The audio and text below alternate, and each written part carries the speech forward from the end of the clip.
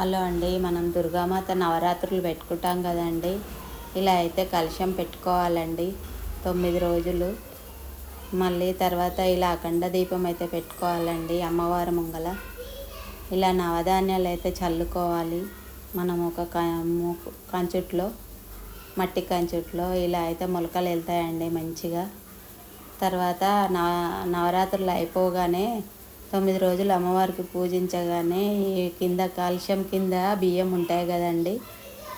మా మిద్దె పైన పక్షులు, పావురాలు చాలా ఉంటాయండి. నేనైతే ఈ విధంగా వేసుకుంటాను కలుషం కింద బియ్యము నవరాత్రులు అయిపోగానే. మళ్ళీ తర్వాత ఈ మొలకలు ఉంటాయి కదండి, మా మిద్దె పైన తొట్లు ఉంటాయి కదా, అందులో వేసేస్తానండి మంచిగా.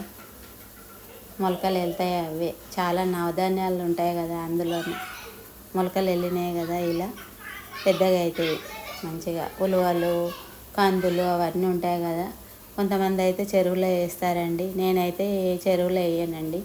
నేనైతే మా గార్డెన్లోనే వేసుకుంటాను. ఎప్పుడైనా ఈ విధంగా అయితే మొలకలు వెళ్తాయి మంచిగా.